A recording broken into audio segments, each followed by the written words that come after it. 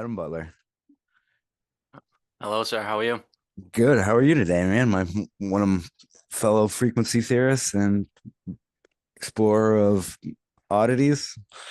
Yes, sir. Yeah, we were just talking about Brandon Thomas is the guy that connected us. So definitely shout out to him and expanding reality, the show as well as just the concept. And you and I being connected through him, and then subsequently, the connections that we were just talking about expanding out is exactly why I love doing these conversations. So shout out to him. Oh, Shout out to you. I'm happy to explore the topics here that we were just talking about.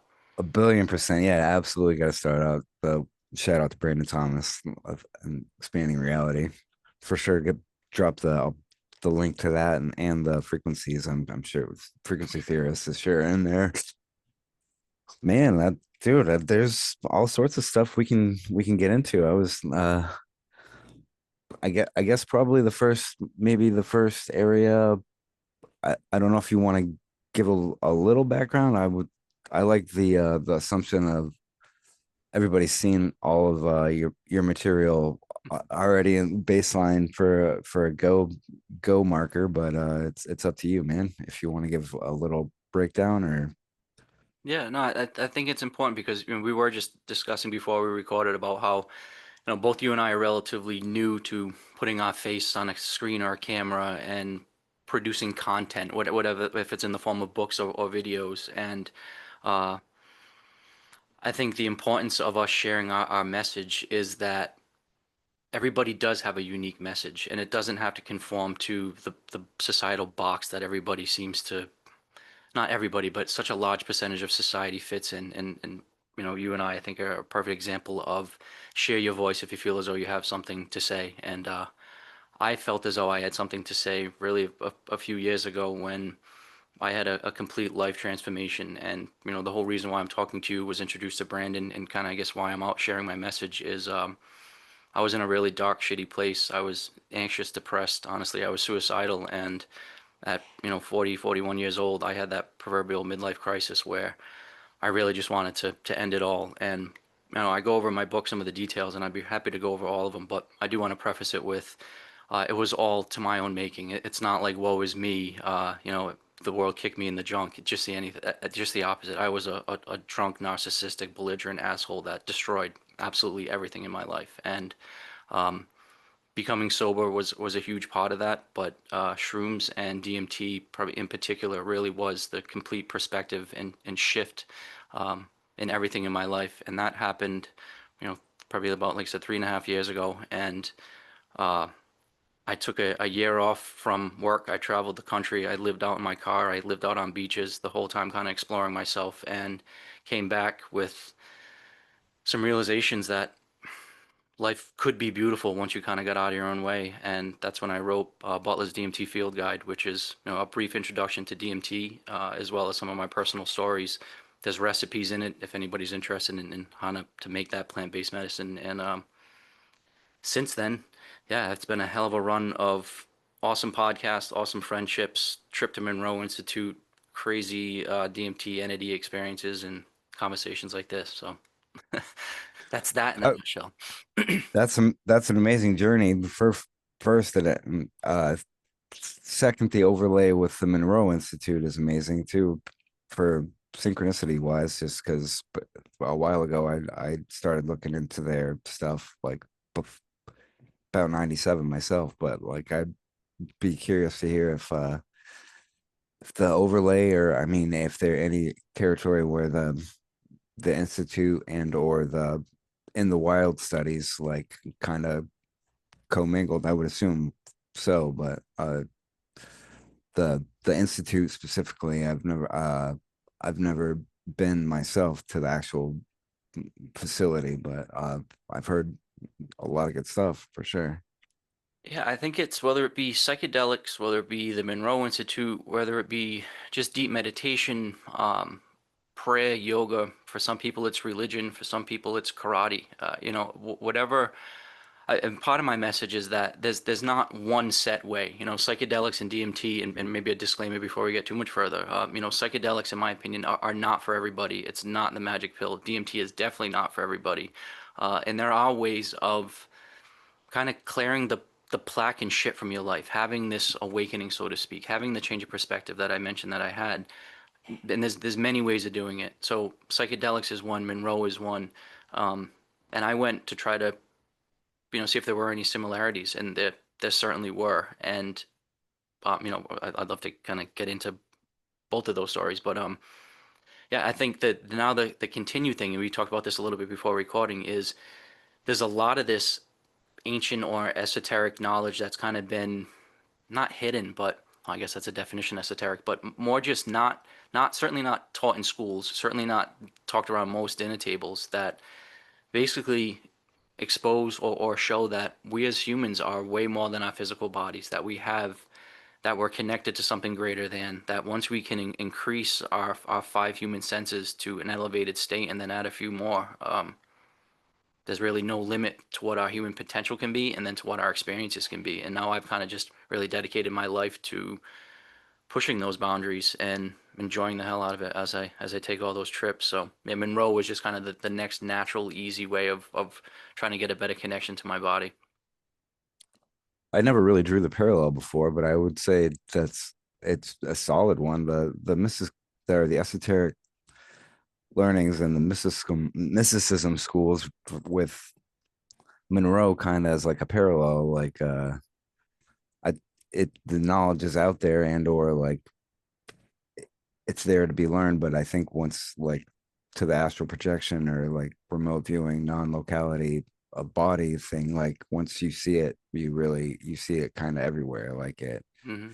Like it would transfer. I wouldn't know to the experiment level of chemical interactions maybe that you would up to date, but and to my party time enjoyment from youth where I didn't really have the focus so much as to today's more I'd say like meditation based from personally, like I'd say it's really like the visual body feel wise, like it's pretty much on par with each other, but I'm not sure if there's a different fractality or vibration that goes on with the things that you're looking into per se. Well, whether it be, me saying that I in a DMT state, you can separate your physical body from your spiritual body. Oh, that's the kind of whole thing with Monroe. Or even, again, back to all of the ancient religions and teachings, it really was, to have this kind of death while living and having this separation, or, in the Platonic sense, to know that there is a soul separate from your physical body. And whatever it takes for somebody to experience that. And it definitely has to be more than just reading it or hearing it from somebody or hearing a couple of guys like us saying, oh yeah, there's separation of soul and body and we're way more than our physical self. Or no, you can interact with aliens and entities in this DMT space. Like up and until you actually do it and excuse me, it's not gonna really settle in. But once you do have that experience, and some people it's seeing ghosts, some people it's talking to a dead loved one, some people it really is talking to God. Now, whether that's Jesus, whether that's Allah, whether that's Buddha, whether I mean, and I don't think I can respect all of the points of view because I think they all kind of point towards the same thing, which once again, we as a human being are something greater than, a part of something greater than, that we can tap into that, and um, that yeah, the physical aspect of our body is just one small aspect and a beautiful aspect, and that's definitely something that talking about not being alcoholic anymore and coming out of the dark funk that I used to, I can really appreciate this quote unquote dumbed down 3D meat suit that a lot of people are talking about, this a lightened state where they want to ascend into the 5D, or leave this dumb, slowed down three-dimensional time space, where I think just the opposite. The point is to go and explore these spaces, understand that there's a lot of beautiful vibratory information in these spaces, but then to come back and to apply it to this construct that we're living in here. And that mindset allows you to enjoy everything. And that's and I know I'm kind of jumping around a lot, but that's where everything now in my life is I'm just so full of contentment, joy, happiness, connection, where before, again, it was all blocked off. And because of this now, we're able, or anybody that's able to get rid of that plaque and that bullshit can really allow some beautiful information to come in. And yeah, so Oh, a I long-winded well, answer. But you know, I'd love to get into why I went to Monroe, probably in particular, and like the experience there, and then how that related to DMT. But you know, I'll let you cut in here. oh no, no.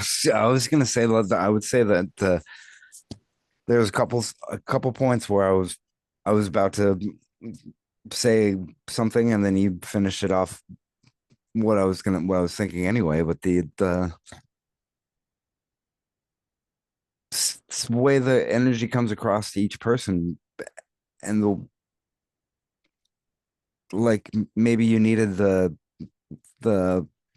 it's like neg entropy would be you creating what you're creating now versus out of all that fertilizer from before of a dark spot where you're just chewing up your energy. Mm, to put it in for like a kind of obscure engineering breadcrumb as I see it, like you need in order to have a massive push forward, you need like a back build on pressure or energy or something. So if you had like a really dark time that you were struggling to get through, and then on the other side of it is like a massive fractal burst of light where you get to share this experience from a positive place and people learn from it without having to go through it themselves. Like I think it's the same for how energy works personally. Like you need if And you oh to go to ahead. to go on top of that concept, I agree, and it's depending on how high or how low or what that input is depends on the relative output, right? So if you go through the darkest, the hottest fires, the most trauma, like you're gonna be the strongest steel, the strongest scar, the biggest, you know, the biggest repair. And I always tell anybody, and now that I've kind of become this vessel where people come to me with their bullshit, and I try to kind of transmute and alchemize their crap. And it's kind of tough to tell people when they're going through, you know, their personal night of hell, and they're going through the dark aspects of their lives, to you almost like hug them and say, good for you. Like, I'm so happy for you because you're getting all of the fuel, all of the ammo, all of the stuff that you need. You're getting all of the skill sets and tools and the badges of honor that you need to pass on to the next. And as low as you're going to go now, that's as high as you're going to be able to ascend to. And I can tell people that, you know, when you're, and it just kind of got goosebumps saying it, like when you're walking in that shit and you really have nothing to live for and you're ready to give up, it can seem absolutely, you know, mind-blowingly disgusting. And there's nothing that in this life that would ever want to have you keep you here. Up and until you start removing that plaque and that horse shit and you start getting self-knowledge, and that self-knowledge turns into self-love, and then that self-love allows this veil to be removed. And if somebody's in that super incredibly dark place, that means your vessel has been designed to hold some incredible light and some incredible levity. And you're going through that for a reason, and it's to be that incredible light source for yourself and other people. And it's so great when I meet other people that have been through it, and you see the sparkle in their eyes, and you see even, you know, meeting up with a group of people in Monroe at the end of that journey, you see the transformation in people, and that that sticks and that stays. Like, and now, like, I have no fear of ever going back into being an alcoholic. I have no fear of ever going back into being a mean, belligerent, shitty person, because it just feels so good to be the happy, smiling, content person. Yeah, so it's a real easy path to get on once you get through the shit. But man, if you're in that shit, just stay through it and know that you're in it to learn the lessons. And you know, anybody not familiar with like Carl Jung and his kind of different individuation and shadow work concepts and archetypal interactions, I highly recommend looking into that, because until somebody faces their real, that inner demon, excuse me, you know, nothing's gonna be possible. But it can be a fun battle. So to be able to withstand it, I think is definitely to the sparkle in the point or the sparkle in the eye point. Like you can for sure see it. Like the to the like gang member person thug.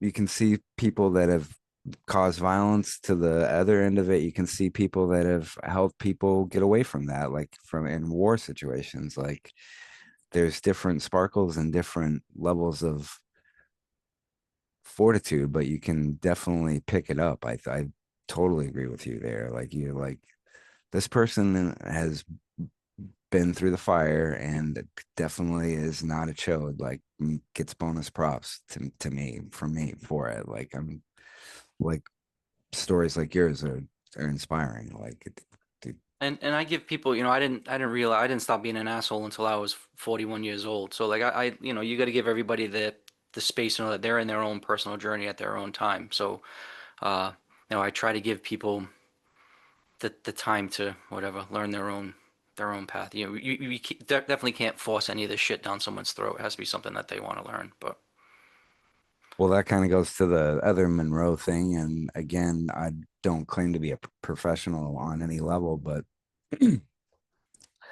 they're about 10 years into it. It's been like 27 years of like checking it out and doing stuff with it. But about 10 years into it, I was doing something and I was like, oh, I'm thinking about somebody. And I'm like, oh, I can kind of pick up on, they like came in to do whatever. I went and brought them Doritos or something random. I don't remember what it was, but it occurred to me like I was reading what they were putting out on the brain waves. And I don't try not to do that anymore. I definitely, it's intentional, but it seems like that was like a forceful thing where I was going against the flow versus like if it was more natural, like I was the point I'm trying to make being like it feels like there's two polarities to it. Like like the for impose your ego, like forceful versus like nature and like you don't like impose your will or like read people's minds or like try to push people over or anything bad with it, which I think is possible. But yeah, well, before recording, we talked about kind of the spiritual warfare state of the society and what's going to happen with, human species. I guess, yeah, you could use all of this mental acuity for good or for evil, I guess. I'd like to say my pushback on that is typically, and even we can kind of go into the Monroe Institute a little bit about this. When people started really pushing their minds to the limits and learning how to remote view and astral project and get beyond their body. My understanding and what happened with kind of me and my friends as we talked about our experiences is that you seem to become more empathetic, more sympathetic, more connected.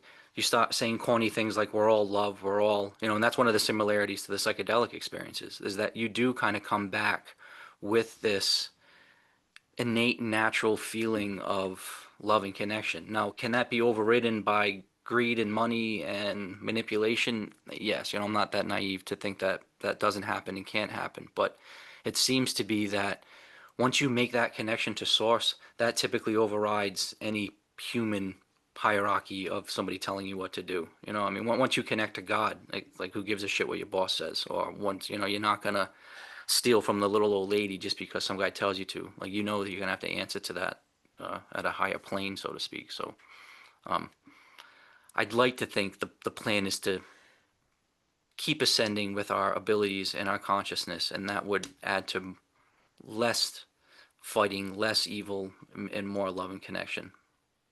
well, that was a point I made way back. Somebody said I don't even remember where, but somebody said something about oh ascension, and I totally agree with you. By the way, if we all ascend and whatever, and like well, if we're all telepathic, then like good, like nobody can lie anymore. That would be awesome. Like Yeah. what's there to lie about? And they Uh, were like, oh, I wouldn't like that. Like, oh, why wouldn't you like that? Like, what's yeah, going no, on here? it's tough. To be completely raw and authentic with your thoughts is most people, that's the scariest thing possible.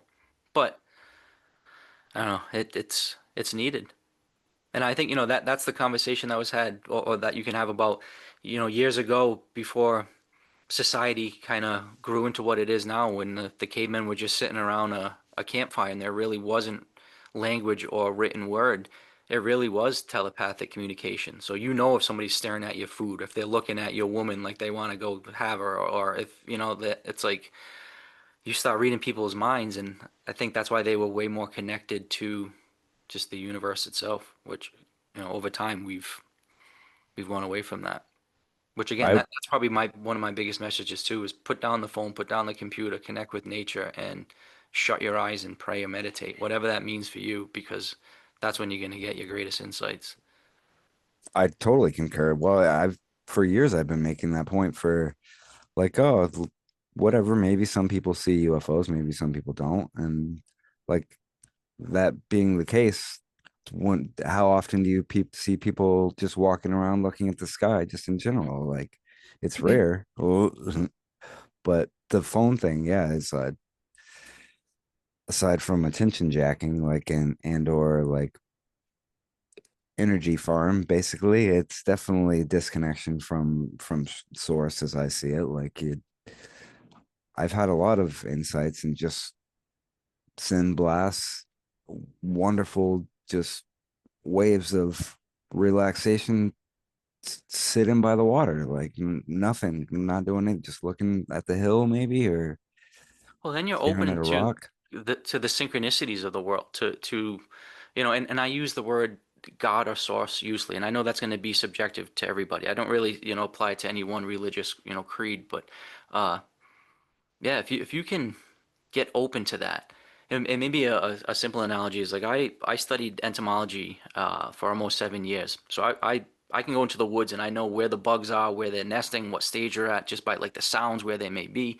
And for somebody that's not trained like that, they're just gonna to walk through the woods and not see any insects. Where I'm walking and I'm finding dozens and dozens of species. And I think the same thing can be applied to just if you're walking through the world with blinders on, not looking for the beautiful synchronicities and the connections and the ability to tap into yourself or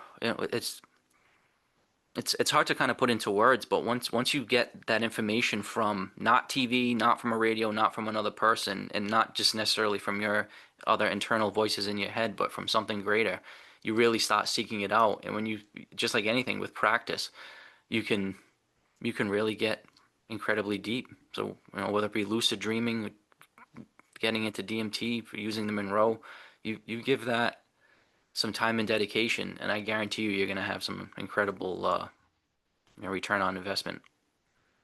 Well, I'd like to pick your brain on how your progression of intuitive sights or insights came. Like maybe like I'll use an example of like just for nature. I noticed more bugs were kicking around and friendly with me, and then it was more deer or more birds, and then now ish it's more deer and larger, so like the size, but the bugs and and birds are still all chill or whatever. But I don't know if there's like a energetic equivalency in the DMT realm or to your Monroe experiences.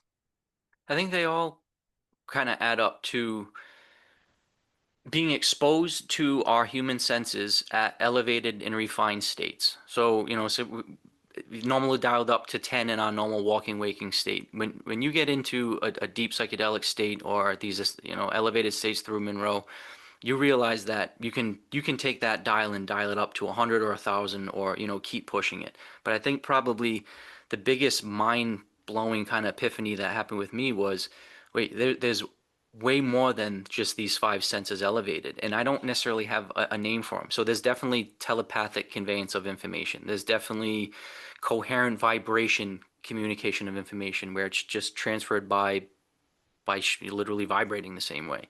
There's there's different spectrums of colors and sounds that we can see. That all of those things start adding on, and once you see and experience that, you can't really forget it.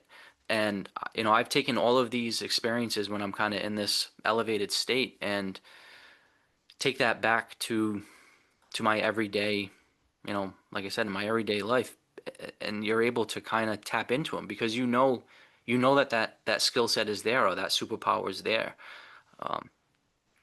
I would say that the best way for me to say just the easiest natural progression of how you're able to kind of build on these things was that first breakthrough day that I had with DMT. And, I talk about it quite a bit, how I pushed myself really, really far that day, and I had multiple sessions and multiple hits. And uh, it really all ended with, and this is all, consolidating it down into 20 seconds, is that I was so caught up in the past and in the future and how I was going to navigate both of those aspects. And I was never fully in the present now. And the epiphany of that day, after all of that pushing of that psychedelic space, was fuck, man, you need to enjoy this, everything, like this millisecond, that break it down to the finest of finest increments. And you need to be here right now, appreciating everything and taking everything in. And that was really, and it sounds so simple, but so many people are so worried about tomorrow, the next meal, the next bill, the next girlfriend, the next job, what's going to happen if this happens, what's going to happen in the news, politics,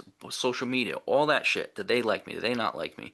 And you're never just right there and now. And that in that moment, I made the decision that I'm going to live literally for the rest of my life in that present every day. Excuse me, in that moment right there. And that just incidentally allows you to be when you're taking a shower, you're feeling every drop of water. When you're eating the ice cream, you're feeling it melt in your tongue. When you're drinking the hot coffee, you're feeling it go down into your body. When you're walking through the woods, you're feeling the air, you're smelling everything. It just everything becomes so much more refined.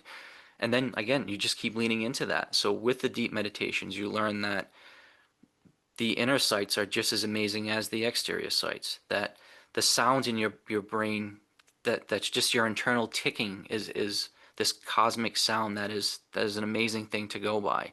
Um, you start getting the ability to control your physiology. So now whether that means controlling your stress and anxiety, whether that means for guys, keeping a hot on for 5 hours, or whatever it may be, whether it just be not wanting to kill somebody. All of those things that I used to kind of just take for granted of, I have no control over this. It's now like, no, I have complete control of this. And, like I said, after a few years of doing that, you just really become comfortable in your own skin and who you are and what you're able to do. And then I see that though in everybody else. Like I see everybody else being this beautiful, perfect facet that they are. And if they could just get all the plaque and all the shit removed and they could truly shine as bright as they really are, I think that's the ultimate goal of kind of what this transformation would be. It's not to have everybody have the same thought or the same political views or the same religion or the same everybody's on DMT or none of that. It's really just how do we all be our true authentic self and be comfortable doing that. And I guess to sum it all up, it feels so good to do that. So if you can kind of break the cycle and the routine and get out of the shit and start leaning into that, that's when beautiful synchronicities just fall into your lap, like DMT, like Monroe, like the conversation with you.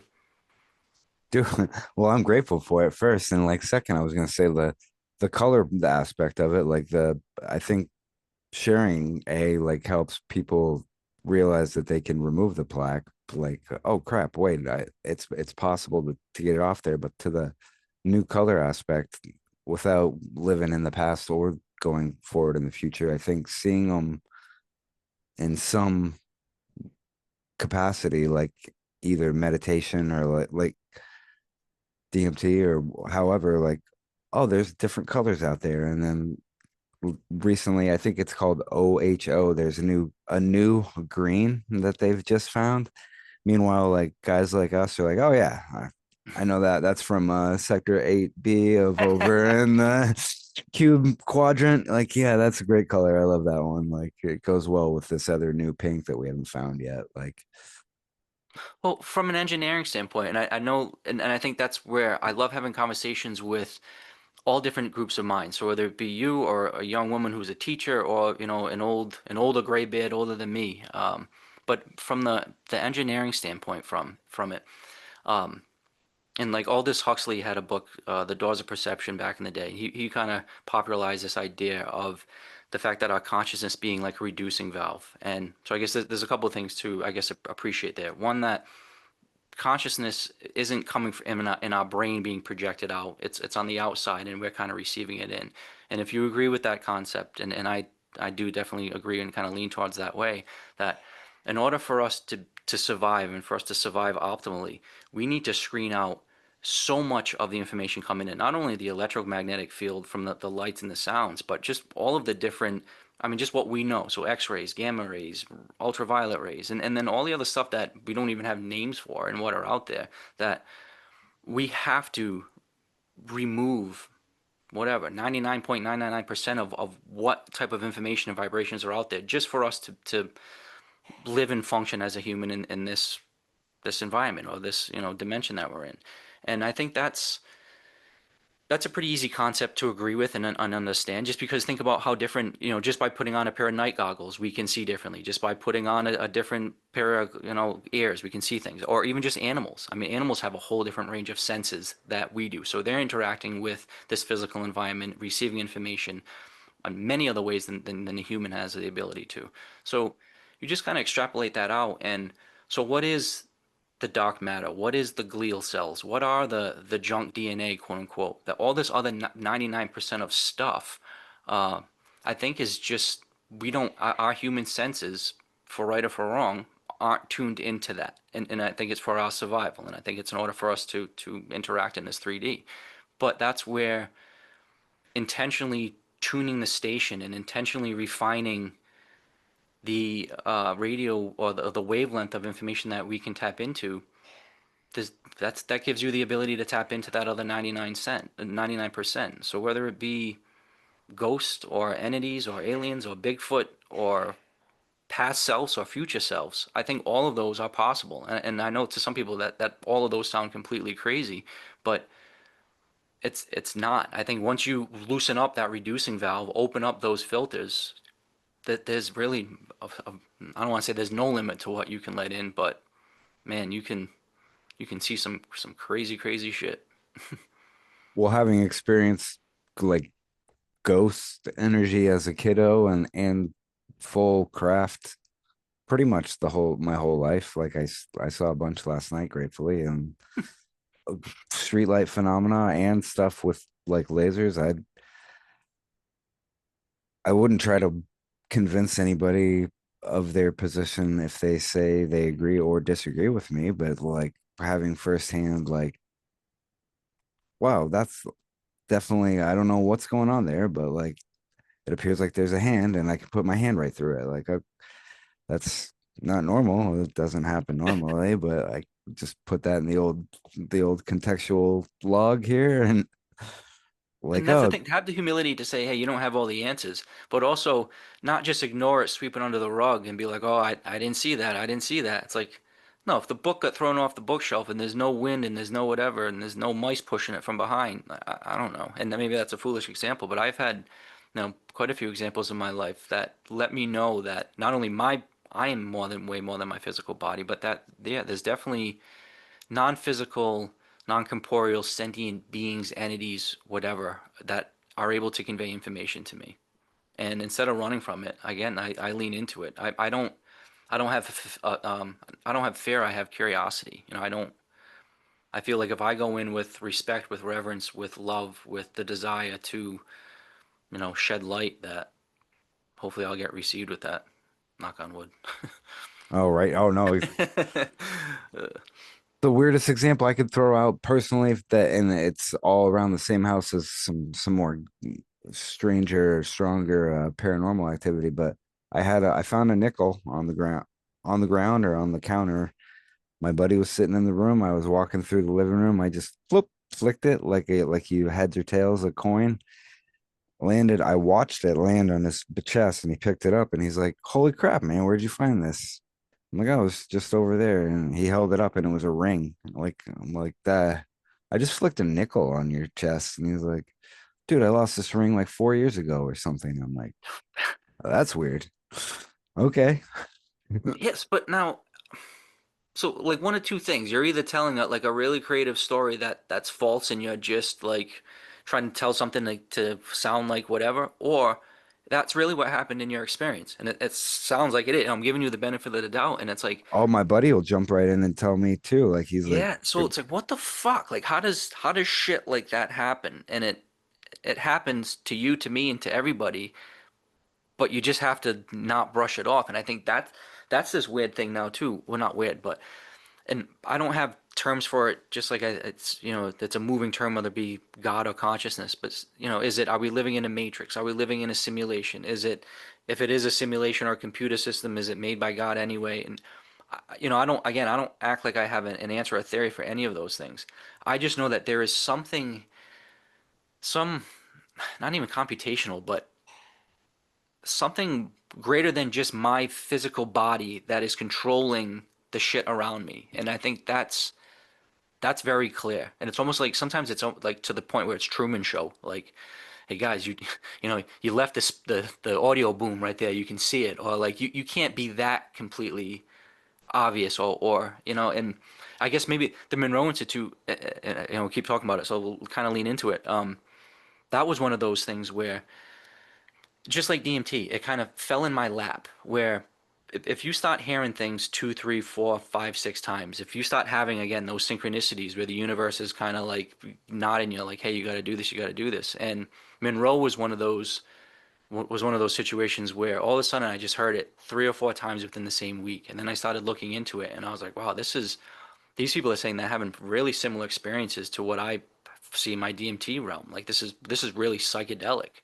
Um, and so I kind of decided, all right, I'm gonna save up the money to go there. And for somebody that's completely rebuilding their financial life because of all the shit that I went through, for me to save up the money to go there really was a personal testament to I'm leaning into myself. I really want to spend money on myself to, explore these. And I found out that, and you're into these podcasts. Michael Phillip, the host of Third Eye Drops. I don't know if you've ever watched his shows, but he's got a lot of amazing guests. And he ended up going that week, and I was like, I'm gonna manifest this. I'm gonna befriend him. I'm gonna become his roommate. We're gonna hook up. I'll be on his podcast. Um, he's gonna open up a lot of doors. And so I show up. He is my roommate. We instantly become friends. Like him and I debrief throughout the entire week. I ended up going on his podcast, and for you, just both of us are kind of getting into it. It's if I get 10 views, 100 views, 1,000 views, it's like, oh fuck, this is insane. I think his video that I have with him now has like 140,000 views, which has exposed me to all these incredible people, got me on a bunch of other podcasts, have opened doors for me to help with like mental health clinics and help with programs with like veterans. Like all this crazy shit has happened because one day I was like, all right, I'm gonna go to Monroe. I found out he's going. I manifested hooking up with him. And then the group of 25 people that were part of that group, I kind of stay connected with all of them, and it's become this really cool family of stuff. Cool family of people that can kind of rely on one another. But so I say that where the whole story of me going there seemed to be part of this divine story of this self-exploration path that I was on. But my key kind of goal was compare DMT states to the Monroe states that um, they call them focus levels. So they have a focus level 12, a focus level 15, 21, and the basis of their program is they use binaural beats, and all that means is there's different hertz or different frequencies in each ear, and the brain picks up the difference. So they're able to get your brain to vibrate and resonate at levels and numbers that typically it wouldn't be able to perceive. And they found that at say like 8 hertz, you're able to get into like a meditative state. You push that a little bit higher, it's kind of like this elevated spiritual state. You push that even higher and you're able to kind of astral project. You push that even higher and I kind of went there with this bullshit filter being like, I don't know, man, is this all fluff? And even the first day, I was the guy asking the questions, kind of, am I going to be able to physically feel the difference between focus level 12 and 15? And will I know when you're playing it? And is this just, I kind of went in there with a really skeptical mind. And, very shortly into that process, I realized that their meditation techniques was a tool. And if you added that tool with intention to your normal meditative program, that it could be absolutely incredible. And I think similar to psychedelics, the wrong intentions, brushing it off, saying it won't work, you're probably going to have a bad experience. But um, deep in their guided meditations with the enhancements of their binaural beats, your body really did start physically shaking and vibrating, and you could see the separation and feel the separation of the layers of your energetic bodies. And they did a lot of cool techniques and exercises where they for the first time in my life, and even now I go pretty deep in my meditations and I feel like I explore a lot of kind of weird stuff, but just to have somebody guide you through that and teach you a nice way or an easy way of getting to these states, it was like, cool, I'll add this, or that part didn't work but this did work. And there were aspects of each one of the meditations that I was able to kind of incorporate into my own practice. And what I came away from there, which is the same things that I came away with the DMT sessions, was again, we're way more than our physical body, which is their actual slogan, that we have way more than our five physical senses, that those can also be dialed way up, that there are definitely non-physical beings, whether they're ghost, aliens, entities, whatever name you want to say it, but they're out there, that we're not alone, that we're all connected somehow, some way. Um, there are some kind of these bullet points that I took away was that if somebody wasn't into psychedelics, Monroe would help. If somebody was into psychedelics but thought Monroe was bullshit, then the psychedelics would help. But like I said, there are so many other ways too. But the takeaway was, wow, like this body, this vessel, and that's not my cocky, arrogant, like, oh, only Adam Butler has it. It's no, that this human biological body was designed for so much more than what we're using it for right now. And once you have that realization, like I said, it'll switch everybody. Like then you're not worried about the bullshit that most people think about. Oh, well, I agree, but and for first, maybe dark matter might be negative mass, and then I was gonna say also to one of the other points, like I don't if source, I because I like source as well personally, or s- sorcery being connection to source, so maybe that's not all an all bad thing. But if it's a unity mindset, I would say that greed would shake right out. Like if it's a filter, a big screening filter for everything on board with Unity, then all the little greedy bits are probably anything that doesn't jive with that is going to get left to the side also. But kind of to the point of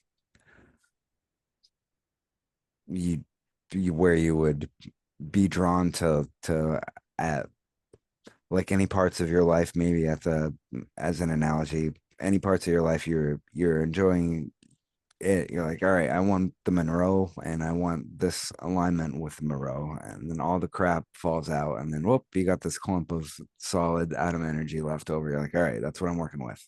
Yes, and I think it definitely works across disciplines too, like kind of to the frequency theorist point where like there's a draw to it. Like I like going there and and discussing these things versus maybe the my draw for chemically induced psychonaut time would be previously in my experiences to now is more maybe just nature and sonic induction versus you got a crossover of both now versus just build up previous, like you can have different configurations of how the energy goes, but it puts Yeah, and us both. Oh, go ahead. I've had a lot of people say too that they don't, they got their message from psychedelics. They got the call, they answered, and now they don't need to go back. And I appreciate that too.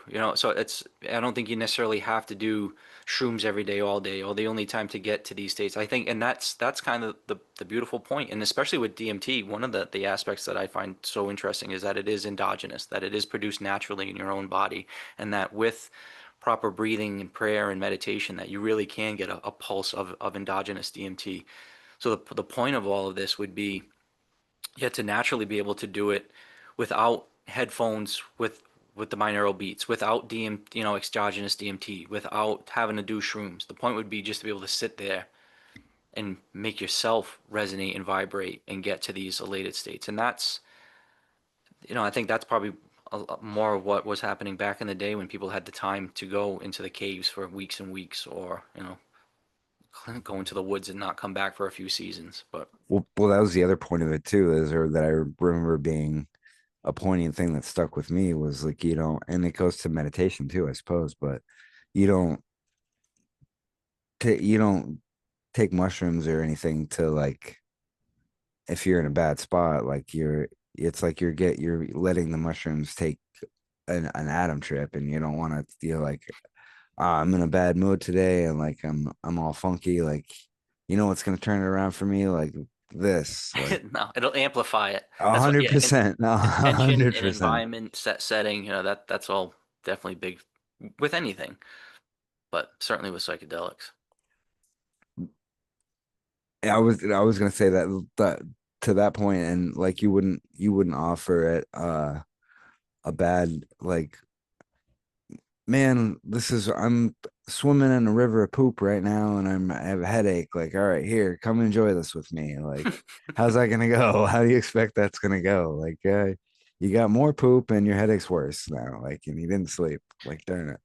Well, and that's where there's that, fine line between, uh, do obviously psychedelics can help with mental health issues and PTSD, and that's a big part of what I'm passionate about. But yeah, to your point, it is you don't want to just give it willy-nilly, or think again that's gonna just erase all of your problems, because you can have some pretty significant realizations. But again, most people though need that. So like if everything in your life is honky dory great and everything's cool, then man, you're blessed. Like keep rolling with it. But I feel like especially middle-aged men or people in my age range, that there was so much shit going on that I needed that chemical makeup or shake up, excuse me, to kind of blast that away. But yeah, it's not easy. Where But where do you stand on the co lineup with the Jaguars? Like, do you think have you ever had any experiences where you went on an adventure and kind of lined up because allegedly jaguars eat ayahuasca in the forest and get kind of the same reaction in their system with it. So I've smoked DMT hundreds of times. I've done ayahuasca, or what I call DMT brew, because ayahuasca is technically just two specific plants, where you can have, there's a bunch of different plants with DMT, and there's a bunch of different plants that have MAOI um, factor. So it's a monoamine oxidase inhibitor. So the active ingredient in ayahuasca is two things. One has DMT, and then one prohibits the body from breaking it down. So I've done that maybe 15 times, 20 times, so not as much as the regular DMT. I haven't had any animal interaction. So, to answer your question, I haven't had any jungle jaguar type energies. Now, I have had the archetypal motherly kind of sacred mother type, hold you by the hand and walk you through your your own Wreck-It in your hall of life, so to speak, which is a completely different experience from DMT. For smoking DMT, you're in, you're out, 6, 7 minutes. It's this crazy kaleidoscopic blast, and then you're back. Where ayahuasca is more of a long, drawn out, steady progression of inner work and traveling. But yeah, two completely different experiences. But I have not had the jaguar interaction.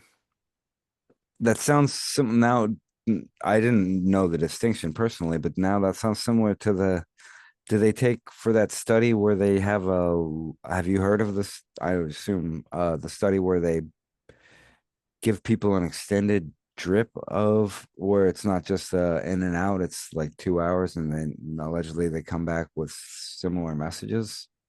So it's the DMT extended state studies. So that's something different from smoking or ayahuasca. So that was it was a study that was developed. Well, that program or that method of using intravenous drip of a liquid DMT was designed by Gallimore and Rick Strassman. So I would say also, and anybody interested in DMT, those are probably two of the names that you definitely want to look into as far as research. Rick Strassman wrote The Spirit Molecule. So that's what the documentary is based off of, and that book was based on studies that he did in the 90s, and it's probably the most comprehensive book on DMT.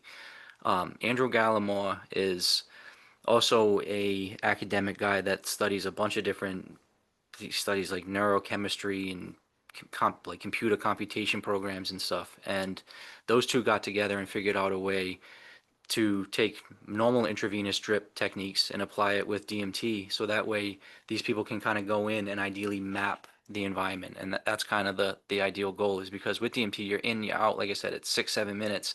There's so much chaos going on, but yet everybody seems to have these really similar stories, so there does seem to be some true DMT realm that you're going to, or that you're tapping into, and that these entities do have a similarity to it between experiences. So the ideal scenario is to try to have people be in that state for a longer period of time.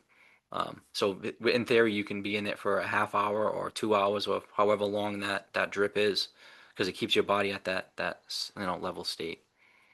My only kind of asterisk with that, which would be so something that I'd be wary about wanting to do it, would be you've got an IV stuck in your arm and you're in a lab slash hospital setting, and I don't know, like that would freak me the fuck out. I'd be ripping that thing out of my arm, and I'd be I'd be wanting those people to get away from my energy bubble.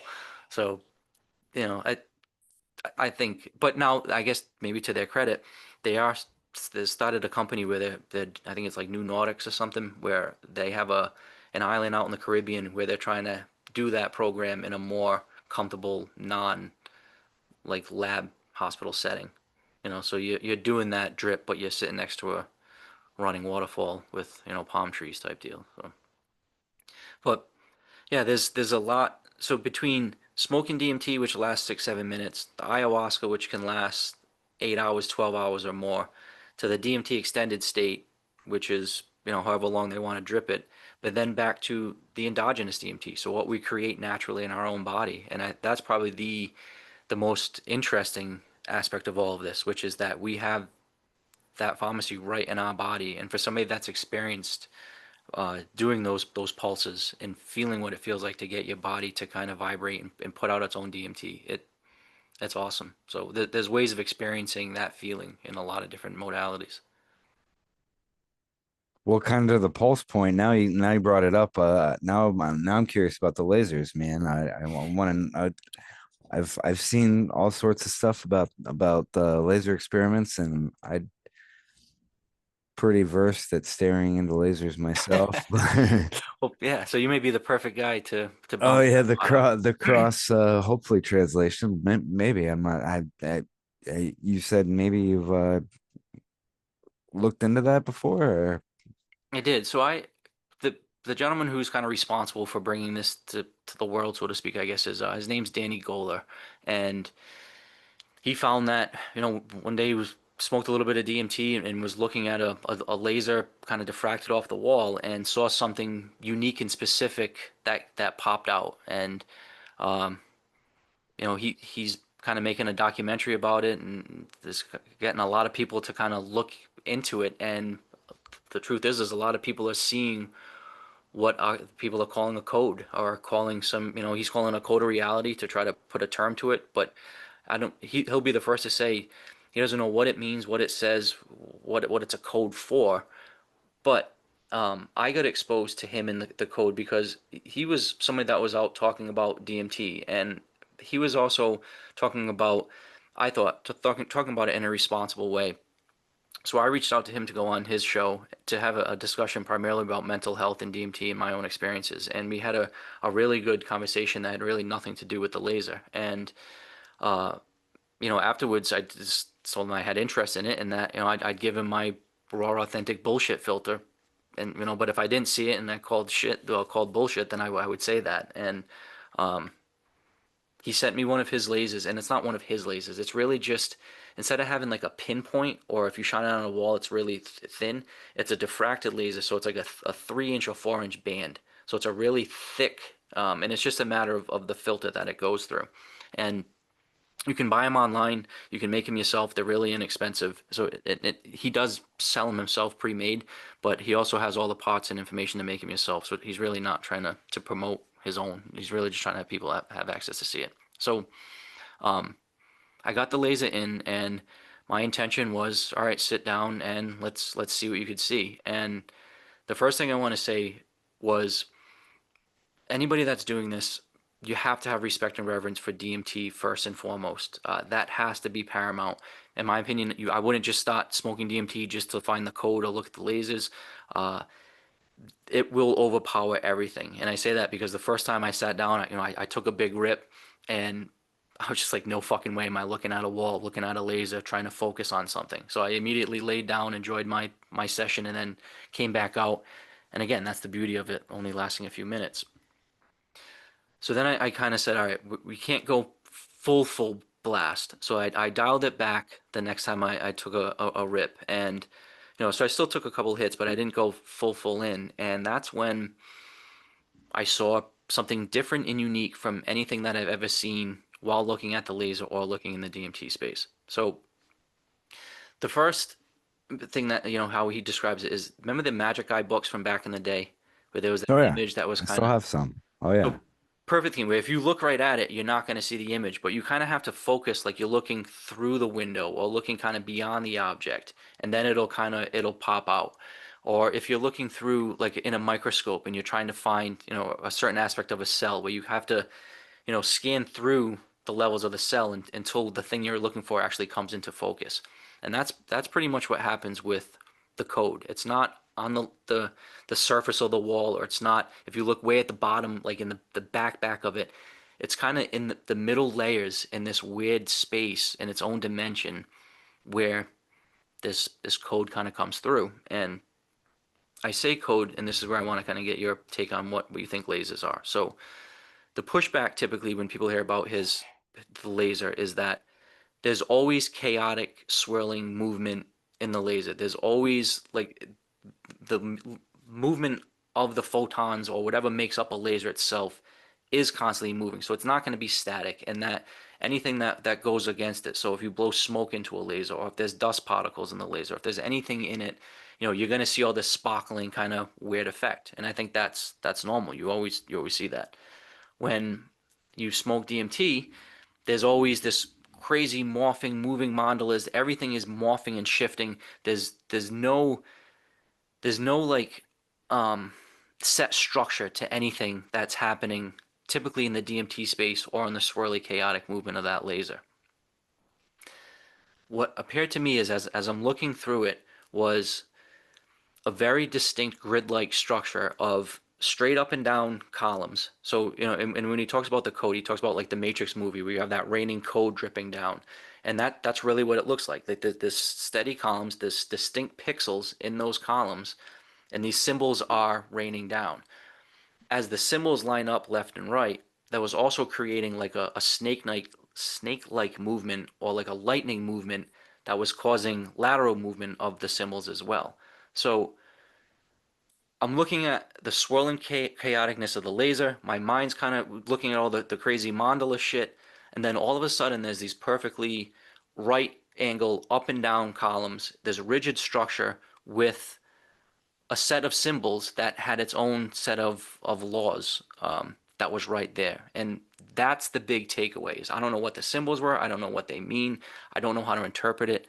But what the fuck was this rigid structure with right angles, with static structure with set movement doing when I've never seen that in any of the, hundreds of sessions that I've had. If anything, there's a complete lack of boundaries, a complete lack of rigidness, a complete lack of structure where, like I said, and what the symbols were, I try to describe it. If you can imagine like a digital clock, how, all the numbers are made from set little bars of, within that digital clock pixel. So, a zero is just the outside, an eight has the one in the middle. A two is obviously a different structure where these symbols seem to be made with uniform pieces within uniform pixels, within uniform columns of its own kind of language and setup. And that was the like, all right, well then, where does that come from? Who made that? And that's where I kind of asked you, where I've had people be like, oh, it's a Chinese laser and they're imparting some hidden message in it, or that's you're looking at your eyelashes. Like I had one guy being like, oh, that's just your eyelashes bouncing back, and it's like, nope. I can clearly like because like I said, there's this.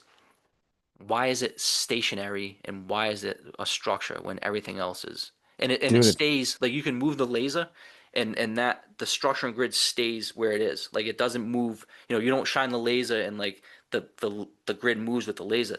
The grid is there. It's in like the laser's just shining and highlighting it, but that grid stays if you move the shit around.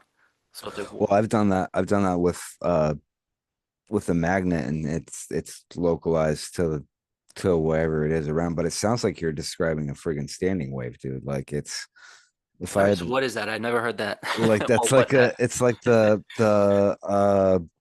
Z- ZPE interaction of like quantum, like a potential being activated. Like you got your two waves going like this, and then you got your spikes like a sound, like a basically like if you've seen a sound wave, like a wave file, the same same thing there. Like you got your just your ripple going through, and then you got your spikes of activity. But it doesn't sound like it doesn't sound like anything a normal uh laser, like you like it doesn't sound like it's coming from the laser to me. uh B, like it sounds like maybe a combination of like the Gary Nolan thing where certain people's brains like can pick up UFOs, like maybe as like a light sensitivity kind of, I whereas think when you that's where the DMT comes in, I think, right? So you're elevating your senses, you're refining your or hypersensitive or making your senses hypersensitive, and you're allowing yourself to see beyond what you normally would see. And I think that's where the DMT comes in. I think yeah, I think so too. Well, because the ones that I saw there were the lines weren't straight. It looked like a map. So I'm wondering if like when you go into that uh energetic space with your mind, like if it just snaps all that like into like a grid pattern where you like, okay, I'm not looking at the far back of the image, and I'm not looking at what's right here on in 3D. Like if you go into like non-linear segment of where the Mhm. light is, that it starts forming where the doop, where like your spikes, you see the spikes going and like all the particles. Like that's really interesting, man. Like really, And really it interesting. really stands out like a sore thumb because it's like, you got this, like I said, moving fluid motion of everything else around it. And like I said, like that magic eye image, it's just there. It's like just this grid structure. Yeah, it's Do you move it if you move it to like other walls? Do you get different like waves? Is there like because it would be no. So it's that's it. It seems to be a pretty standard. Like it's the same size. It's the tiny, tiny microscopic. It's not like big single symbols or anything like that. It's like really, really tiny. Um, yeah, the other it's point being like I've done like weird, like looked under the Sphinx astral projections, like weird, check out random stuff, and it's like that, like it's shifting. I don't know what to call it, like just some, it almost looks like hieroglyphs are like physics symbols and hieroglyphs mixed together, but they like shift, and they're like it's definitely a language of some sort, but yeah, it's similar to that, but it sounds like that's more it's like, rigid. and so me, it's not even what's the code or what's the language, but what entity or being or like what imparted that there? What is, I mean, that does that imply something greater than? Like, obviously, is it God? Is it a computer? Is it a matrix? Is it, like I said, our future selves? Like, there's something that more than just like me right now, Adam Butler. Like, I'm experiencing somebody else's grid or some other something that doesn't seem just to be like any other thing in nature. I think it's outside of nature. I think maybe that is like that's part of the, I Yeah, don't the know whole if you want to shit. say ether. Yeah, like it's part of like one of the nodes. Like you're like, all right, I'm gonna strip away all this bullshit that my brain says I need every day. Like I'm gonna rip it down to the base, the core level, and then like here's some like fundamental, as I see it, like Yeah. if everything's light, like here's some super precision fundamental interaction of light because laser basically takes a photon and like bounces it a shitload and then spits it out where it's kind of just tripping over itself like in the same spot throughout time. So that's why when you like do stuff into it. And the other point I was gonna say with the sparkles, like if you do whatever with it right, like I've gotten the like you if you put dust in the air or if you blow smoke, you do see sparkles. But if you get a laser going into a prism, you can like thicken it up to kind of get the diffraction effect. But if you futz with it just right, you can get the sparkles to happen inside the prism too. Like, Really? Yeah, I'd love to, I don't know. You live in Vermont, right?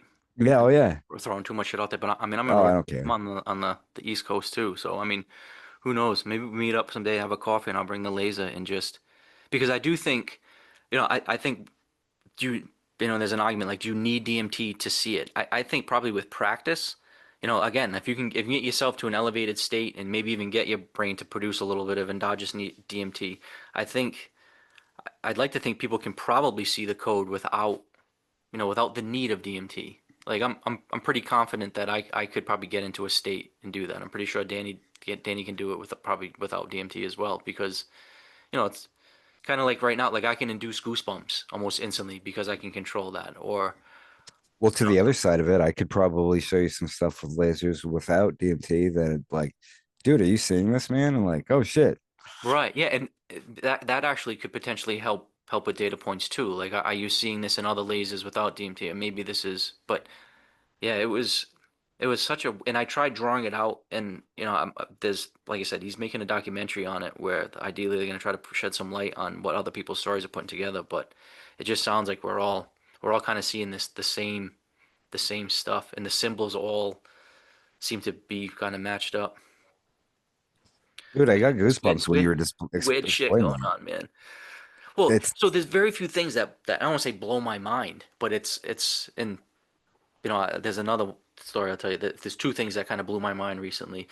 Um, it was seeing that laser come out of it because it's like, well, that's just so different from all the other weird shit that I'm normally seeing. So I'm used to lucid dreaming. I'm used to interacting with entities and weird shit. I'm used to seeing all the weird stuff that goes on in my psychedelic states. But that just was so like, why is it there? And like I said, just the rigid structure that it was clearly, I don't want to say not organic, but it was a type of physical structure that wasn't anything that was in there. So yeah, that was one of those like, oh shit. Um, how do you put that into perspective?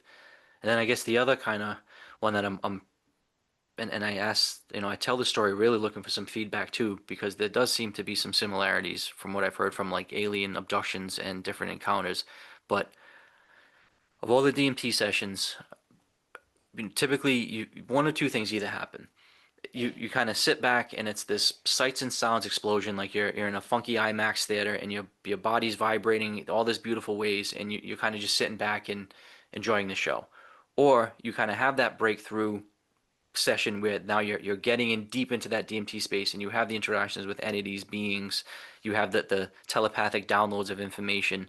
Uh, that doesn't happen every time. Maybe 1 out of 10 times you really get to go like and have those crazy profound interactions. And both of those are really tough to describe, and you never really get used to them. But they typically fit in those two categories. I had one a few months back that still scared the shit out of me, and I don't really know again where to put it into context. Where I took my couple hits and everything went completely blue, and I lost control of my body completely. So I felt like I was in a sleep paralysis state where I was like pinned to my bed, where normally I can see the tapestries, the fish tank, all the stuff in my room that's normally there, the covers, the blankets, all of that was completely gone. It was all removed, and I was just pinned to my bed. I couldn't move, and I felt as though there was this weird like heat laser sensation that scanned up from the bottom of my feet and went all the way up through my head and then back out the bottom of my feet. And there's like these commercials on TV now with it. It's like a rust removal product. Well, they'll take like a wrench or a hammer that's rusty and they'll spray a laser. It'll go up and it'll remove all the rust and come back. And I feel like that's the image that I had in my brain, was that I had something scan up and then scan out, and all of a sudden, like, the blue went away. I was back in my room, and I was just left with this, like, oh fuck, what the hell happened? And you know, for like an hour afterwards, I still wasn't right. My nose was dripping. I had all sorts of weird feelings and emotions. But that was the, like, what did I interact with? What? Ooh, the initial gut on that one is the blue shift being incoming and red shift being outgoing. Like so something popped in and then I personally for sure I don't know how far you want to go down the rabbit hole, but I think they definitely got med beds, A and B.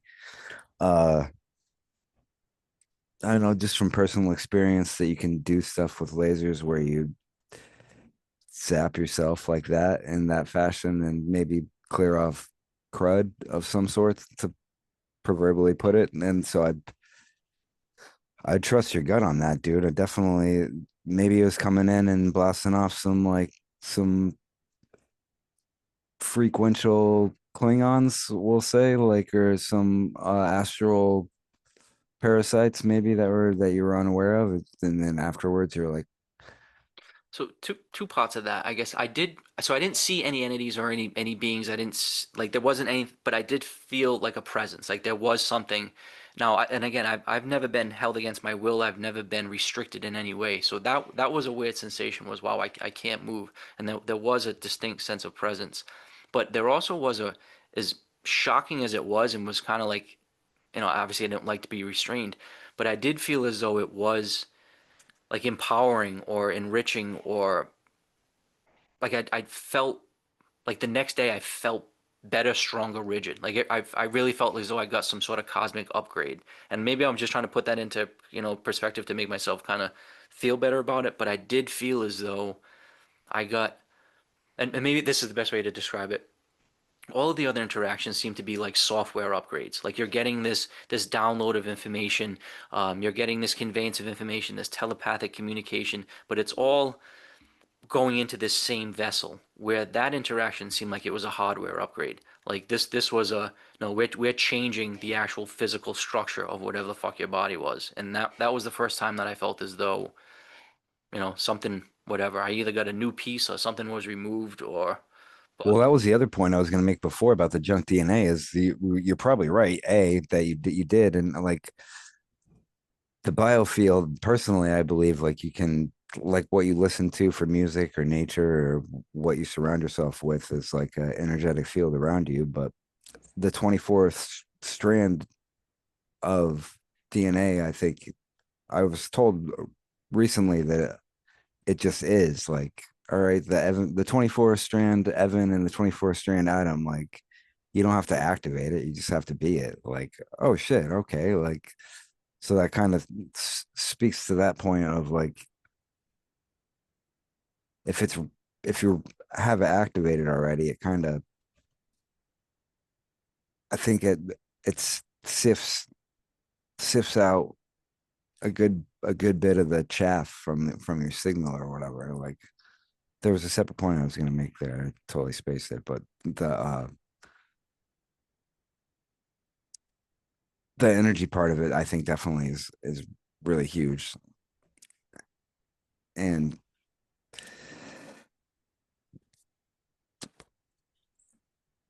I mean, whatever I have been, I feel like I have been scooped up, and I think that definitely does lend into it. But another point I was going to make to what you said was, what if all of it is like an energetic version of ourselves, like intervening to make sure, like, you know what, like on Monday, Evan and Adam definitely need to sit down and go over some stuff. So let's make sure that for sure happens. Like, all right, like click, all right, it's done. Like, good.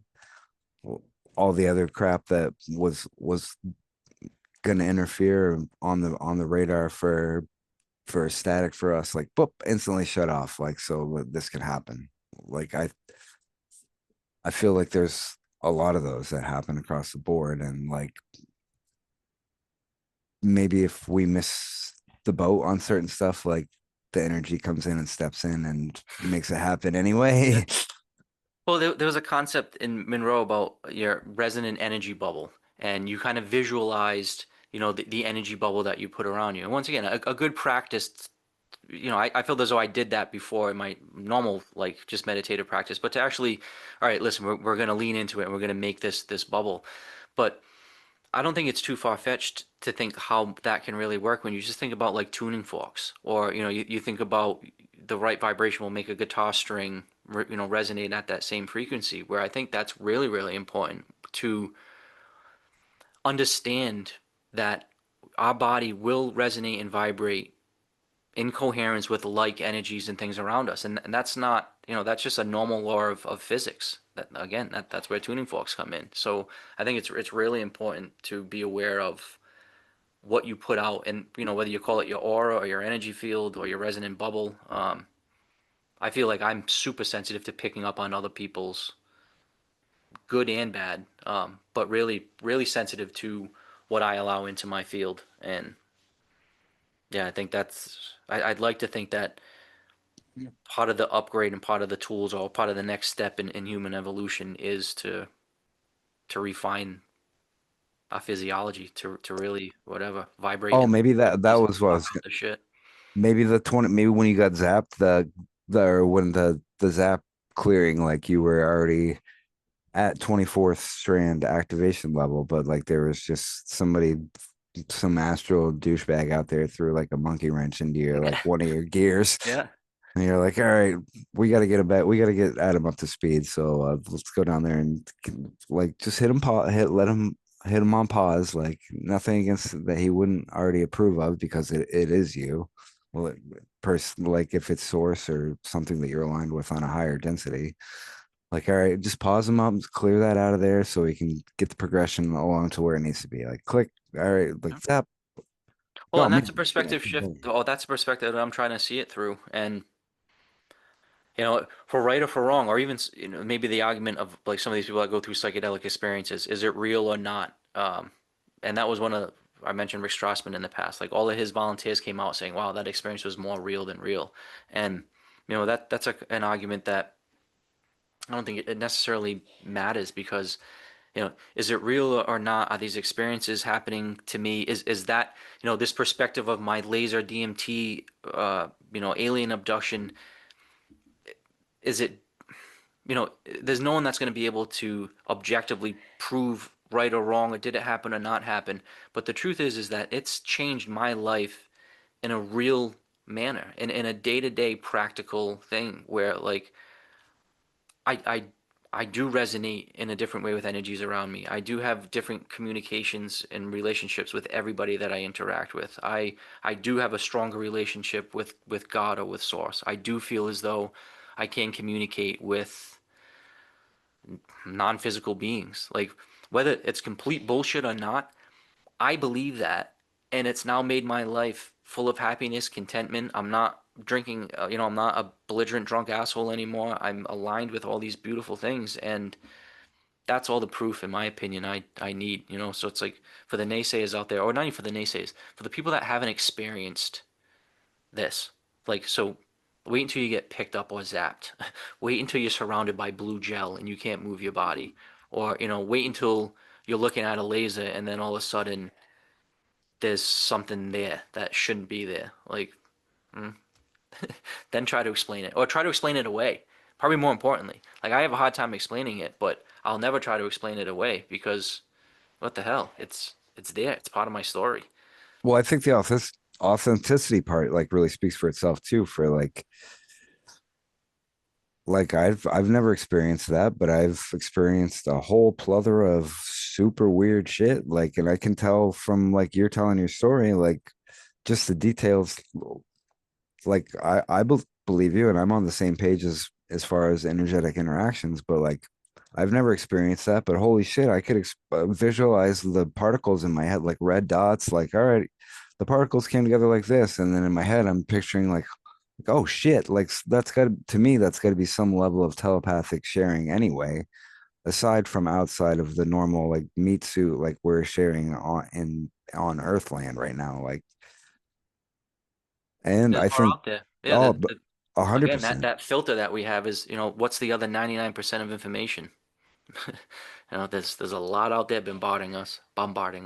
The sounds that we don't hear, the lights that we don't hear. I also think there's information that we do hear, but we process it all on Hmm. different levels where we pick it up at like, oh crap, I hear right now kind of a natural like washing sound. Like, oh, that's weird because to me it sounds more like a chirp. Like, oh, you put those together and it's actually this word. Like, oh, awesome. Like, well, that's how it works, I think, all the way up to the cosmic level, like with plasmas, honestly. But Yeah, I agree. Yeah, it's just as much as there's sights and sounds that our human body can't register right now. I think there's definitely higher levels of beings, energies, even but and maybe not necessarily biological creatures, but living sentient creatures. Like, yeah, I have no doubt in my mind that there's things right now in this room with me, and that, oh, both of but us, that I makes it totally agree. like so much more interesting and fun and colorful. Like that's not a scary like oh shit, but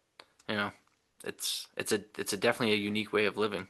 But now actually, and probably go down a rabbit holes for hours on this one. But I did just have this conversation where this kind of conspiracy theory kind of like oh shit too, where so we've been talking, and I think in agreement that our bodies can elevate its consciousness and refine its senses to take in newer information or other information than what we typically are aware of. That, we've been talking about aliens, ghost entities, and that these non-physical beings are able to convey information to us. That's kind of the big topic that we've just been saying. But what if, and I think this is also possible, what if it is, like you kind of said, nefarious humans? What if it is big corporations? What if, if our body can be highly sensitized to receive information, can that be used against our will to bombard us with marketing, with promoting, with, like Manchurian Candidate, MK Ultra type shit, where, unfortunately, if we're saying one, we almost kind of have to say that, yeah, both of those are possible. And that's where I do try to guard myself a little bit when I'm going into these because I have had, and this is just a kind of example that I brought up the other day, where your phone and your computer are always listening to you and watching you. So if in a lot of the apps that you have, you're consenting to them doing that. So the analogy I use, like if you're talking about playing the game Monopoly, me and my buddy played Monopoly. The next day you may get an ad about Monopoly, or if you're talking about Ford Mustangs, you're gonna get a pop up on Ford Mustangs. Now that's normal, typical. That's how marketing and promoting works. But I've had so many internal thoughts, conscious thoughts that I did not say or did not type in or did not write anything. And a stupid minor one was I was in front of a guy who was walking with a limp and walking with a cane, and I was just thinking like what disease he has or like what weird ailment that he has and how it would be difficult walking with a cane. But all I did was think it, and I was by myself in the car. I got home and I put on my computer, and it was an advertisement about like a walking disease, walking with a cane, and how weird it was. And it was like the first fucking thing, and that's happened more often than not where it's like, how the fuck did you Oh, know I've been thinking about railroad station all day and now I'm I getting was stuff gonna about railroad stations? I So was gonna say the ads that they get you where you're thinking about it is the one where it's borderline for me. And my answer to that is supposedly they have, and this is on the public end, supposedly they have a technology that they put out there that they can have whatever computer program you think of a Pink Floyd song and it can tell what Pink Floyd song you're thinking of. It didn't yeah, say that's what it's limited to, but I take that and put it on like a corporate level of like, all right, now we need to know whatever what brand toilet paper Evan and Adam are gonna buy. Like, right, but oops, we said it on everything. All right. Like, but and then you take that to a higher level where if there's something on and obviously if the universe is energetic on any level, then there would have to be a polarity of energies. So like if you put that on a higher level to plasma intelligence kind of futzing with our signals in between what we're hoping to communicate with and what we're getting, I think a good way to parse it is the authenticity personally, like, and to the unity point earlier, like, is this like cool? Like, I'm getting all this super valid data, and then like, blam, all of a sudden, like, and now it's telling me to go out and steal my neighbor's cars and sell them for crack money. Like, oh wait, this message isn't on par with the rest of them for a reason here. Like, all right, well, all right, yeah, don't do that. Just take your neighbor's cars and pop all the tires. Like, wait, no, like, no, again, like Lower this, entropy, increase love, and I increase coherence. I totally agree with you though, 1,000%.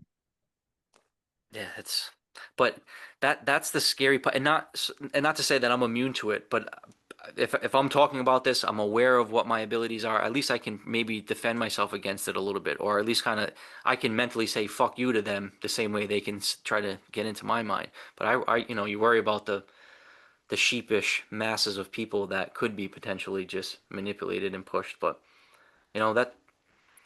that's two sides to the coin where we're saying we can elevate our human body to this incredible thing, but that also means that that tool is so powerful, and it could be, you know we Well, have to be worried I about how we not worried but cautious about how we use it for sure. I agree with you, but I to the point for the same point, I would say the uh enriching, not just having fertilizer around versus enriched soil that we're working with maybe is like the helpful factor. Like, as you get up there for complexity on the ideas, I think it helps, like, oh, that's a trap that I fell into whatever 15 years ago. I know that one. Like, I'm not going for that anymore. Like, versus like, I'm not really comfortable with this, and or don't really put stock in it, and then whoops, I got scallywagged by something that was claiming to be what it's not. Which kind of leads me to a question I meant to ask, or a segue too. But if you had gotten any of the cross messages with any of the things that you came in contact with, like in terms of like a similar message between beings or energies, or a message that, or anything that you came across visually or image wise that turned up later that a lot of other people have come in contact with. I'd say that the common overarching theme of a majority of my deep DMT sessions and the ones that I do interact with entities seem to be on the theme of what we were just discussing, that the human body and we are just way more capable and way more special and way more advanced. So probably some of the coolest interactions that I've had, and they kind of fall into the insectoid mantis looking kind of energies. And I'm not just throwing out the buzzwords, but it is, some of them are beautiful angelic women, some of them are more like masculine authoritative guy energies, and some of these are insectoid like kind of creatures. But the interactions that I've had that were best with them was that they would come in and almost overtake my body and show me how to use my body as the beautiful instrument that it can be fully used at. So like if you had a sports car and you didn't really know how to drive it, they're telling you, hey, this is to unleash the dynamic mode and the nitrous oxide and the whatever. Or if this is the instrument, this is how you can turn up the amp and play all of the chords. And I've had my body taken over where you can feel, all right, this is how you absorb oxygen better. This is how you pump blood better. This is how you make your brain and heart beat at the same time. This is how, I've been able to experience every cell of my body. I've been able to feel just such the minutest refinement of every aspect of my human body I was able to experience because this entity came in and took control over it, and he kind of showed me the guidebook or handbook on the best way to use my instrument. And that was something that now when I so this entity just told you how to breathe and hold oxygen and how to really use your lungs properly. you come back from that trip session and now you're at the gym working out and you're like, oh yeah, I remember how to do that. Or you're, trying to do holotrophic breathing and get your DMT to stop pulsing. You're like, oh, I remembered. I can do it like this. So just that that theme of you're more than what you're made out to be, and let me give you a little taste on how really divine and how amazing you are. And so those entities were really cool at showing you that. But then maybe another one to kind of tie in between the blue experience and the body being more than it is. I did have a really cool experience where I did think I was interacting with what I considered my future self, and clearly distinct from the jovial, gestury, machine elves that are part of it. Different from the insectoid mantis group, different from the feminine archetype lady group. This was, like I said, a very clear go into the DMT space. You in this vibratory hum, and then the entities typically come in, and this was my calming energy, and it wasn't me bald with a longer beard or me in a different, like physical body. It was just a very comforting, like I'm here to do a diagnostic check. I want to do a scan and a run through, and kind of assuring me that everything's good. You're good, and whatever. Like I'm here to just do a check. That was one of those you come out and two, one is what the fuck, which is where I interact with my future self. But and this happened prior to that with psychedelics, but it also really nailed down the lack of fear of death. I that's one thing that a lot of people have when they come through a psychedelic experience is, they don't fear death. They do feel as though that there is multiple stages, that our energies or our soul can move on to, and that was really comforting to know that, yeah, this body, this suit is just one aspect of who you are, and that there is something that will transcend you, and you've already interacted with it. Again, maybe I'm bullshit. Maybe that was just a really strong DMT session. Maybe I was fucking batshit crazy. Maybe I still am. But I don't fear death anymore. Like that allows me to walk through life with, I don't know, a lot less fear and anxiety than a lot of people have. And again, that's a truth. That's an honest, real life takeaway that some of these experiences can produce. That was a weird That's one though. that's a different sparkle also, I'd say too. Like you could see it takes away like a lot of the bitterness, I'd say, in Yeah. people. Like Yeah. like, oh, you know what? You're gonna get me? Uh-oh. Well, I'll either be back or I won't. Like it doesn't Yeah. matter. It'll like And it makes you kind of ties into what we were saying at the beginning too about enjoying every moment and being there every second because it's not whatever trying to squeeze out what I can or try. It's just no, be here right now and whatever the fuck happens tonight, today, tomorrow, it's all good because it's just part of something greater than. it's I was gonna say it's definitely right there when you see it, but man, I'd be lying if I said there wasn't some cloudy times where I wasn't so sure of it for sure. Like the few darko vicinities on the radar in the past, but to the other point that we made earlier, like I'm grateful for me here now because of Yeah. it. Yeah. Like I'm You got your definitely badge, you survived it. absolutely, man. Wouldn't be even close to comfortable talking about any of it if I didn't go through it. You know what I mean? Like if I was, oh, this one article I read about this person that got scooped up, man, and this is how I feel about it. Like, no, that was me for sure. Like, I'm not telling anybody that they need to believe me, and I don't need approval, Yeah. Not outside looking for approval on it. validation from anybody. Exactly. That's like I'm just here to share truth, and like you can see, and you could see it in other individuals. Like, oh, that this person is sharing their truth, or oh, and again, no judgment, but oh, this person is making up a story about being on an orb to try to get clicks or whatever their deal is. I don't know, or I'm not going to invest energy, but it doesn't seem like they're being authentic. Like it does stick out like a thumb to me, and it does. I think the more you lean into it for the whole intuitive side, like the more you lean into it and trust it, the more reliable it becomes. Yeah, you have faith in yourself and you're comfortable in your own skin and that's probably the best thing that anybody could really ask for anybody else is, and maybe a good way to kind of wrap up the podcast is, if I could leave a message or the takeaway from all of this, like the ultimate goal of any of this is, if you can get your soul to be comfortable in your own skin, where it's not trying to get out to be in somebody else's body or in another time or space or another location, or man, I wish I could be an eagle, or I wish I could be a great white shark, or I wish I could be rich, or like, if you could just be like, no, I'm my soul, my energetic imprint, whatever, like my little chunk of me is exactly where it needs to be in where it is, and not trying to have that escape to be anything else. It's That's heaven on earth. That really is the internal bliss. Now, and I want to preface it with, that doesn't mean that there's not bullshit. Like, I mean, I still have a big pile of shit that I need to crawl out of. I mean, I lost everything. I lost all of my houses. I lost my money. I mean, I'm still living in my parents' basement when I used to own 15 properties and make $1,000 a day.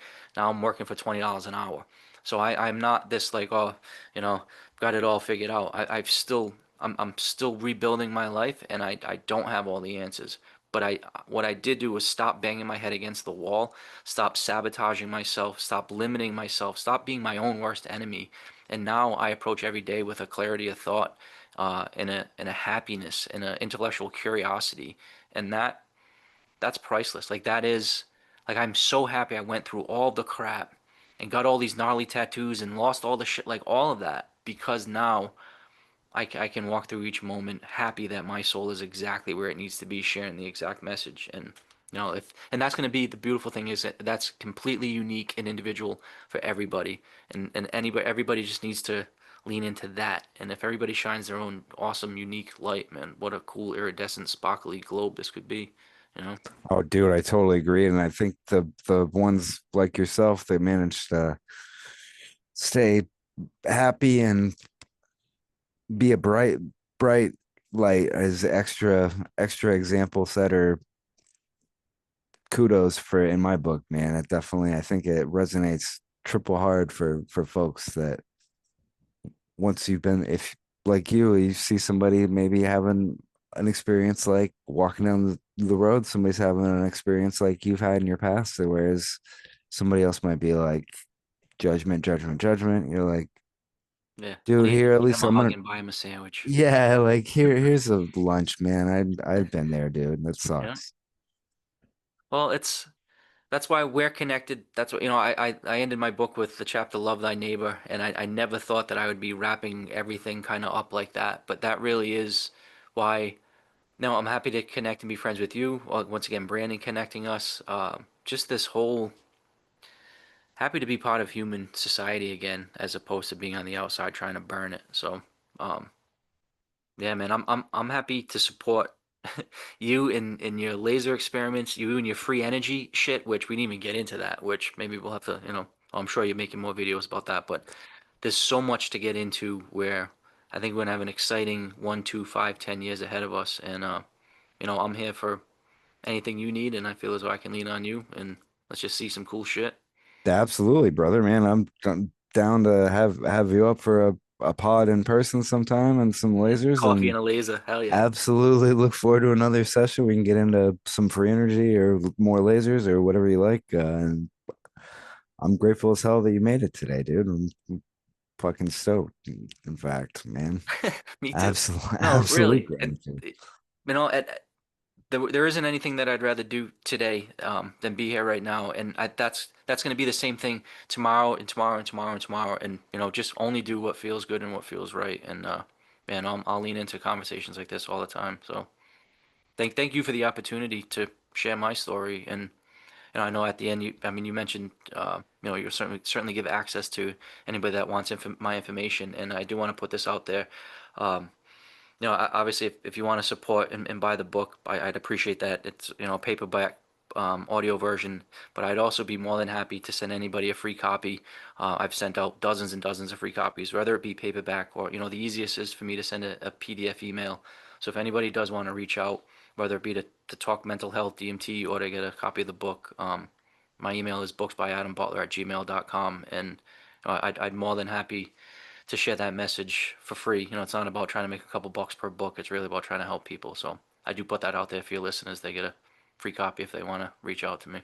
Oh shit. Well, total gratitude, man. You bet your ass I'll put the link in the description then for sure. On top And of I'm looking at your surroundings. I just got some really cool glow in the dark stickers. Maybe it looks like your space could use a cool glow in the dark sticker with me. oh yeah. So yeah, Oh, if you absolutely, want, man, man. I'll send you a couple up. Oh, for sure, dude. No, I'm down. I'm definitely down. Absolutely. It's mostly Alex Gray, but I got some Dolly and a few others kicking around. Hendrix. Yeah, very cool. Damn, man. No, I'll put all the contact information in there, and I hope your inbox doesn't get too blown up, but then at the same time, I do. So, That'd be awesome. hell No, yeah, I mean hell yeah. that means our conversation resonated.